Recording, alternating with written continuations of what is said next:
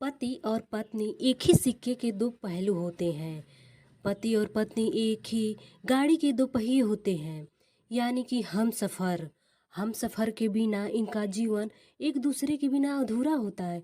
चाहे वो कोई भी काम हो जीवन में, वो एक दूसरे को लेके ही पूर्ण होते हैं। एक दूसरे के बिना वो अधूरे होते हैं। चाहे वो पूजा पाठ हो, पूजा पाठ में भी इन दोनों को एक दूसरे के साथ ही करना चाहिए। पूजा का पूरा फल मिलेगा इससे। कहा जाए तो एक सरल शब्द में, अगर पत्नी अकेले पूजा करती है तो क्या उस पूजा का फल या उसका हिस्सा या उसका पुण्य उस पति को मिलेगा या नहीं? पूजा किए बिना ही उसका पुण्य मिल सकता है क्या? और इस तरह से ही अगर पति अकेले पूजा करता है तो क्या उसका हिस्सा उस पत्नी को बिना पूजा किए ही उसका फल या पुण्य मिल जाएगा क्या? ये एक बहुत बड़ा मुद्दा है और इसके बारे में हमारे वेद में, पुराण में, उपनिषद में या हमारे धार्मिक ग्रंथों में जैसे रामायण, महाभारत या कुछ अलग से उसमें हमें उत्तर उसका मिल जाता है। इससे बहुत हमें आश्चर्य होता है कि जब दो अजनबी इंसान का विवाह हो सकता है, पति पत्नी बन सकते हैं और इस रिश्ते में बहते ही दोनों के सुख दुख जीवन साथी बन जाते हैं, एक दूसरे में खुश रहते हैं। एक दूसरे के बिना उन दोनों का काम अधूरा रहता है। जब सब चीज़ें दोनों की हो जाती हैं तो फिर पूजा पाठ क्या अलग अलग होता है क्या? क्या एक दूसरे का हिस्सा दूसरे को नहीं मिलेगा क्या? हमारे हिंदू धर्म में पत्नी को बिना साथ लिए अकेले भी पूजा करे तो क्या उसके धार्मिक कार्यों में अकेले करने के बाद भी उसकी पत्नी को उनका कार्य में उतना पुण्य मिलेगा क्या, लाभ मिलेगा क्या?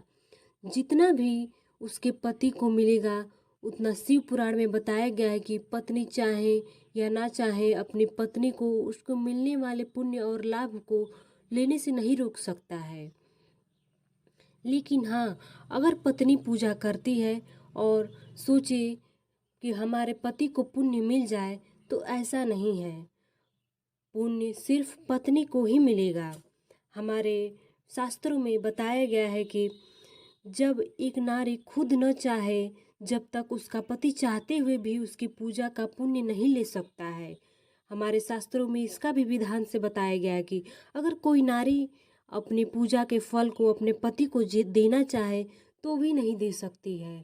वो जब तक कि वो खुद उसमें हिस्सेदारी ना ले, उस पूजा का या विधि विधान का या सत्संग का जो भी पूजा पाठ हो रहा है उसमें पति का भागीदारी होना जरूरी है। बिना भागीदारी लिए ही उसका पुण्य पति को नहीं मिल सकता। जया किशोरी ने पुरुष वर्ग के लिए एक बहुत खास बातें बताई हैं। आइए बताते हैं। जया किशोरी ने कहा कि अक्सर हम घूमते रहते हैं और देखते हैं पुरुष वर्गों से मुलाकात होती है तो वो लोग कहते हैं कि हमको टाइम कहाँ है पूजा पाठ करने का, हमारी पत्नी तो करती है ना और उसका आधा हिस्सा तो हमको मिल जाएगा। ऐसा नहीं है, ऐसा नहीं है। क्योंकि अगर आपकी पत्नी पूजा कर रही है तो उसका हिस्सा कैसे, उसका पुण्य कैसे आपको मिल जाएगा? 1% भी उसका पुण्य आपको नहीं मिलेगा। हाँ, ये हो सकता है कि आपके किसी काम के लिए उसने पूजा किया हो तो आपका वो काम हो जाए, लेकिन उसका पुण्य उसी को ही मिलेगा, आपको नहीं। आप इसी वहम में जी रहे हैं कि दोनों एक साथ स्वर्ग की तरफ जाएंगे, तो आपको स्वर्ग के रास्ते से भी आपको खींच लिया जाएगा, क्योंकि आप उसका पुण्य सिर्फ पत्नी को ही मिलेगा, आपको नहीं। तो सत्संग भी आपको ही करना पड़ेगा, क्योंकि भगवान ने कहा कि सत्संग में कभी बदला नहीं हो सकता है कि पत्नी सत्संग कर रही है और उसका हिस्सा आपको मिल जाए।